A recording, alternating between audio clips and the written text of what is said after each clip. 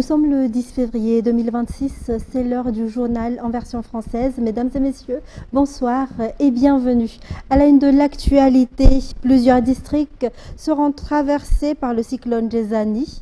Il demeure un cyclone de forte intensité avec des vents pouvant atteindre environ 250 km/h lors de son entrée sur terre à Touamasna 2. Il traversera l'intérieur du pays et pourrait ressortir en mer dans la région du Ménabé ou au niveau du district d'Antalouv, probablement dans la nuit de demain ou très tôt jeudi matin, selon les services météorologiques. Les populations sont ainsi invitées à respecter strictement toutes les consignes données au niveau local. Et selon un communiqué du DREN à Nalamang, tous les cours seront interrompus demain. Les aides préparées à l'avance pour 800 personnes sinistrées suite au passage du cyclone Jezani sont déjà arrivées dans la région de Fenorivu-Atsnanan. À travers ce reportage, le BNGRC rappelle également les comportements à adopter face aux alertes annonciateurs de danger. Les détails. Le BNGRC est totalement prêt à faire face au passage du cyclone Jezani en ce moment. Les aides sont arrivées hier soir à Fenorivu-Atsnanan, composées de 10,5 tonnes de riz, 504 litres d'huile et 21 sacs de légumineuses. D'autres produits ont également été achetés sur place, notamment 19 sacs de légumineuses et 296 litres d'huile. Ces vivres sont destinés à 800 sinistrés. Par ailleurs, plusieurs régions traversées par ce cyclone sont actuellement placées en alerte jaune. Voici donc quelques informations importantes à connaître à ce sujet. Les citoyens dans les régions concernées doivent conserver de l'eau potable, renforcer les toitures et les portes, déménager dans des endroits sûrs pour ceux dont les maisons sont vulnérables. En cas d'alerte rouge, il ne faut plus sortir de la maison et rester informé. Après le passage du cyclone, l'alerte passe au niveau bleu. À ce moment-là, il faut veiller à l'hygiène des aliments et de l'eau potable. Il faut aussi s'entraider pour la réhabilitation des dégâts. Et puis, 38 communes d'Antananarivo et de ses environs sont concernées par l'alerte jaune relative à la montée des eaux émise par l'APIPA ce matin. En effet, les rivières Sison, Ikupa et Mambe devraient connaître une hausse de leur niveau au cours des prochaines 24 heures. Reportage. L'APIPA a émis ce matin à 8 heures une alerte jaune concernant la montée des eaux dans la plaine d'Antananarivo.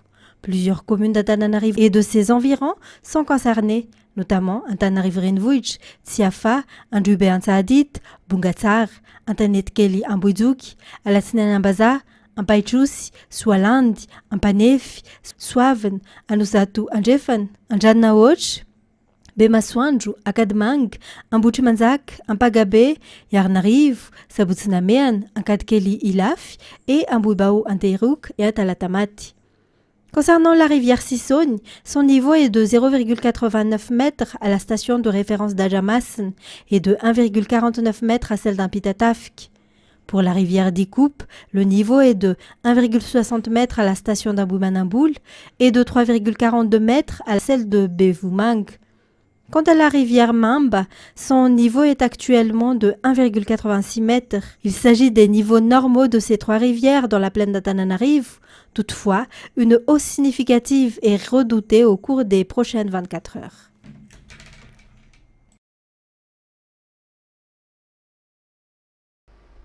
L'objectif fixé au sein du BNGRC est de recevoir et de transmettre rapidement les informations afin de pouvoir porter secours aux populations face aux catastrophes. L'utilisation des technologies constitue un moyen efficace pour faciliter la transmission des informations. C'est dans ce cadre qu'un partenariat a été renouvelé aujourd'hui entre le BNGRC et une entreprise de télécommunications opérant à Madagascar. Les détails avec Fanjesen Amirei sur les images de Nzar Ranjiansu. Aujourd'hui, la transmission de l'information ne peut plus se dissocier de l'utilisation des technologies. C'est de la rapidité d'accès à l'information que dépend la capacité à secourir, dans les meilleurs délais, les personnes exposées ou déjà touchées par les catastrophes. L'existence d'un partenariat avec une entreprise de télécommunications facilite la transmission des informations, notamment la gestion des données statistiques concernant les personnes potentiellement ou déjà affectées par les catastrophes.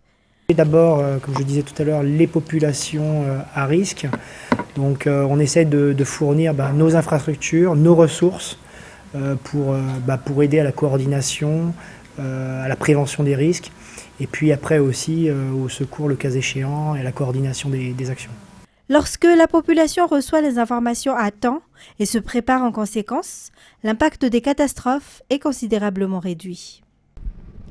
En politique, le roi d'Eswatini a réagi hier face aux critiques formulées par le régime de la refondation concernant la réception du président Ange Razouel par le roi Mswati III.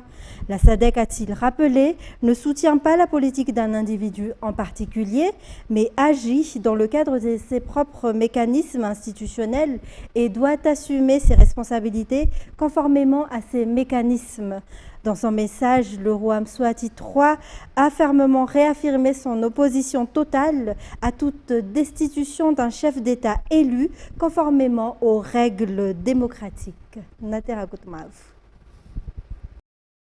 Le roi d'Eswatini a apporté une réponse claire au régime de la refondation hier, après que ce dernier a condamné la réception du président Ange Razouel le vendredi dernier.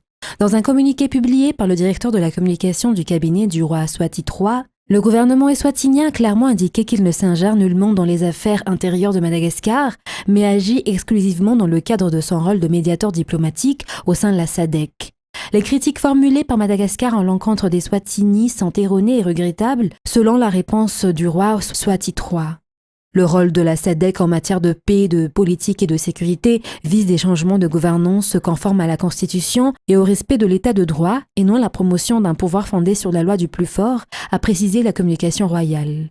Les autorités eswatiniennes ont également insisté sur le fait que cette visite ne signifie ni soutien politique ni ingérence dans les affaires internes de Madagascar, mais vise à faciliter le dialogue et le rétablissement de l'ordre constitutionnel conformément aux principes communs de la SADC et de l'Union africaine.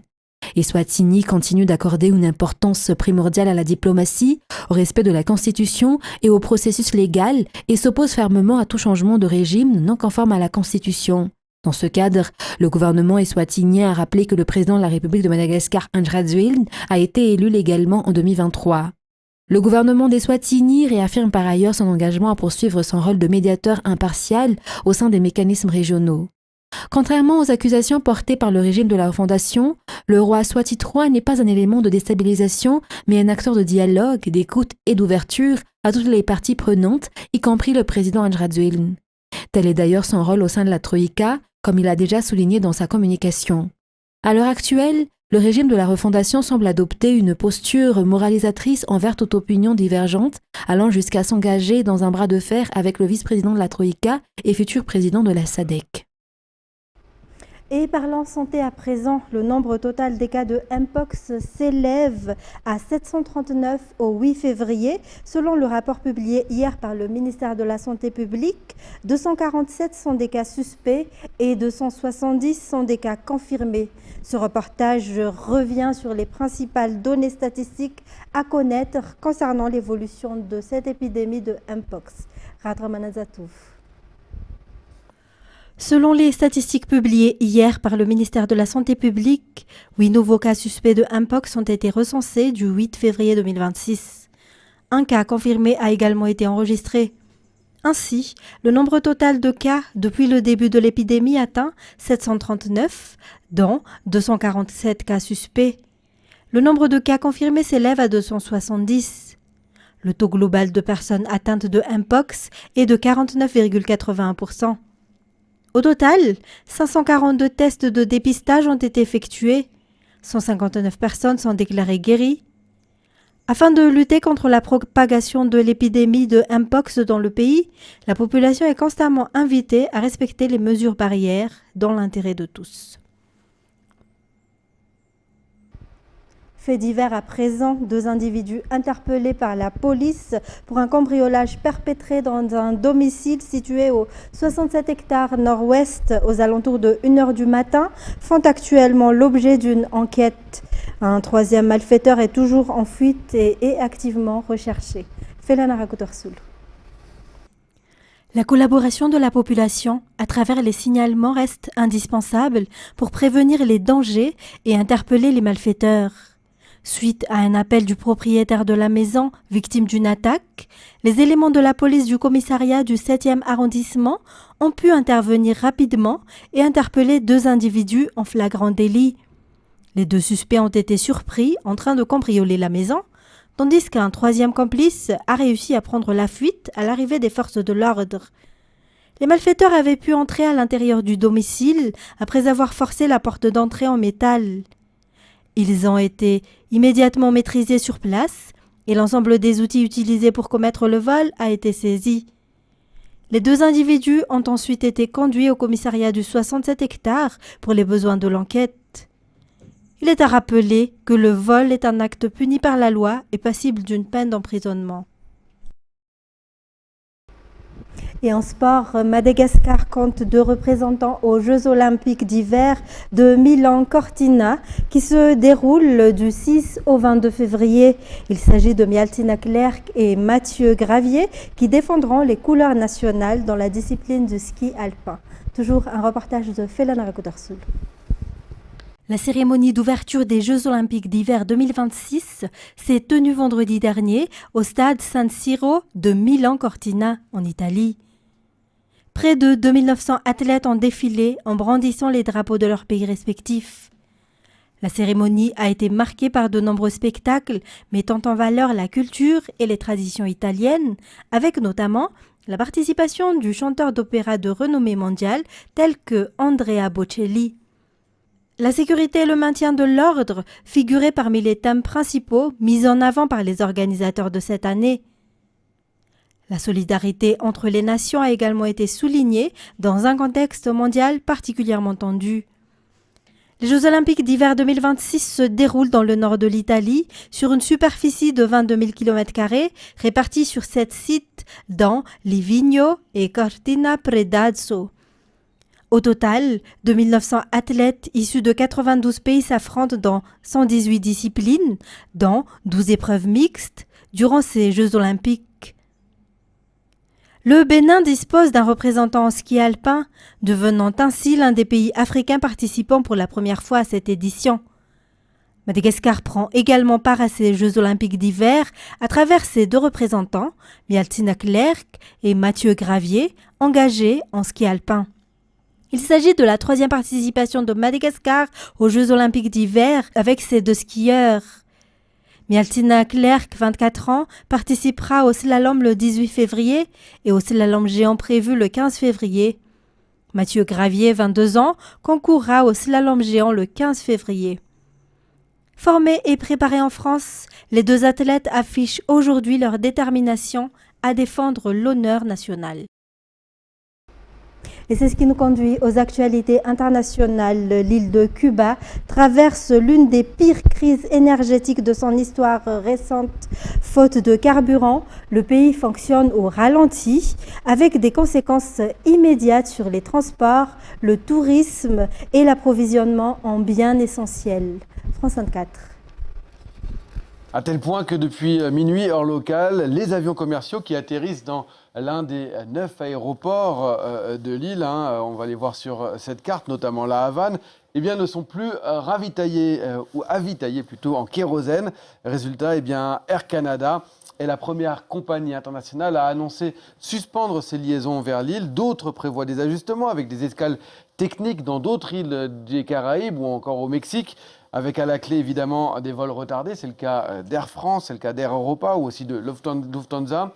Iberia, qui est dans le même cas, propose à ses clients de modifier leurs déplacements sans frais. En raison de la pression des États-Unis qui se fait de plus en plus importante, Cuba, jusqu'à présent, reposait sur des livraisons qui venaient du Venezuela, mais début janvier, il y a eu cette opération des États-Unis contre le Venezuela avec cet enlèvement de Maduro. Depuis, plus aucun pétrolier ne part de Caracas en direction de la Havane. Ensuite, Washington a menacé de sanctions le Mexique qui avait pris le relais dans les livraisons de pétrole et plus généralement tout pays qui vendrait du pétrole à Cuba. Mexico a donc à son tour suspendu ses livraisons. Cuba se retrouve donc complètement isolé. Donald Trump l'a dit très clairement, il veut asphyxier l'économie de l'île. D'abord, une semaine de 4 jours. En fait, toutes ces mesures ressemblent beaucoup à celles qu'on a connues pendant le Covid-19, que les Cubains ont connues pendant le Covid-19. Donc, il y a d'abord une semaine de 4 jours dans le secteur public. La généralisation du télétravail quand c'est possible. Les étudiants, eux, qui doivent faire leurs cours en visioconférence. Restriction ensuite des distributions de carburant avec priorité absolue donnée aux secteurs vitaux, la santé, l'alimentation, l'agriculture. Et encore, certaines récoltes comme celle de la canne à sucre, eh bien, sont arrêtées. Il y a une réduction également des services de bus, de trains entre provinces. Les déplacements sont devenus extrêmement difficiles. La suspension des opérations chirurgicales non essentielles dans les hôpitaux. La fermeture également de certains hôtels. Et pour les touristes qui se retrouveraient coincés, on les regroupe dans un hôtel. Bref, un pays qui vit au ralenti avec des files d'attente de plus en plus longues devant les banques dont les heures d'ouverture sont réduites, devant les stations, les rares stations-service également, et qui restent ouvertes, avec un prix de l'essence, lui, qui explose au marché noir. On peut d'ailleurs quasiment payer uniquement en dollars, plus en monnaie en pesos. Des coupures d'électricité, alors là, l'île y est déjà habituée, mais là, elles se font de plus en plus régulières. Le Premier ministre britannique Keir Starmer, sous pression croissante après la démission des 2 de ses proches à la suite du scandale Epstein-Mendelssohn, exclut à ce stade de démissionner, a assuré lundi un porte-parole de Downing Street. France 24. Ça fait une semaine que le gouvernement est éclaboussé par les révélations du ministère de la Justice américain et ses dossiers Epstein. Et au fur et à mesure que des journalistes ici au Royaume-Uni, en France et de par la planète regardent et épluchent ces dossiers, on découvre certaines choses.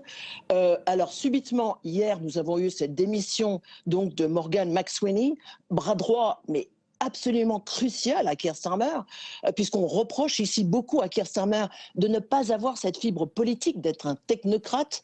Et c'est Morgan McSweeney qui l'a aidé à devenir chef du Parti travailliste alors qu'il était en opposition, dans l'opposition, et ensuite a gagné cette importante élection. C'est extraordinaire. Nous sommes en janvier 2026. Eh bien, en juillet 2024, ce même monsieur, ce même Premier ministre, ce même directeur, patron du Parti travailliste, Keir Starmer, ancien avocat, eh bien, lui avait réussi une grande victoire.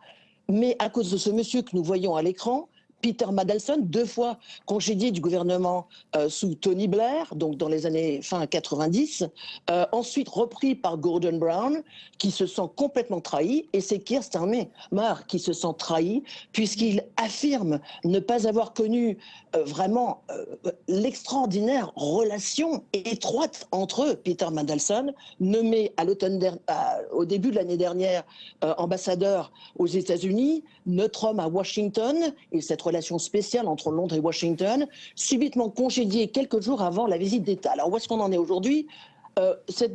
Maintenant une nouvelle démission, toujours dans son équipe opérationnelle du 10 Downing Street. Maintenant, c'est le directeur de communication, Tim Allen. Alors, ce qu'on se demande vraiment, c'est que est-ce qu'il va y avoir peut-être 1, 2 et d'autres démissions ministérielles ? Pas pour l'instant. Rendez-vous crucial ce soir à 18h, heure de Londres, pour Keir Starmer. C'est à huis clos dans l'enceinte du Parlement. Et ce sera avec ses députés travaillistes. C'est une réunion hebdomadaire, quelquefois où Keir Starmer vient adresser ses députés.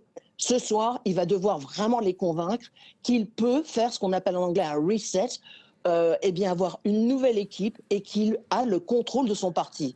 Et jusqu'à présent, ces dernières 24 heures montrent que pour l'instant, il semblerait que ce ne soit pas du tout certain qu'il contrôle ses députés, son parti.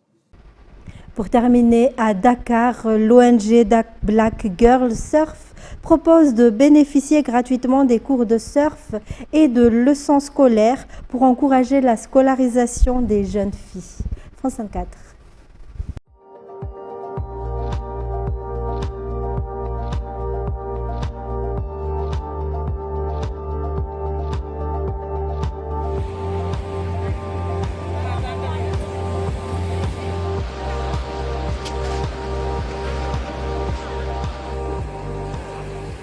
And when I found out that girls in West Africa that's not it's not a priority for the parent, and it's an expense, an extra expense.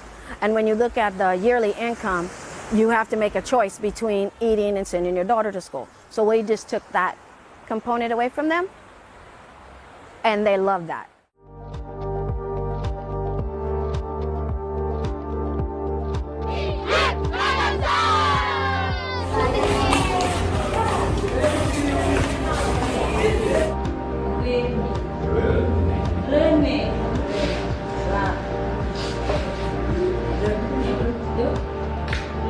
La plupart viennent pour rattraper le retard scolaire qu'ils ont eu. Au départ, c'était pour apprendre à lire, à écrire, mais maintenant, les apprenants qu'on a, s'ils sont en fin de cycle, ils passent l'examen national en même temps que tous les élèves du Sénégal et ils réussissent à avoir le certificat d'études.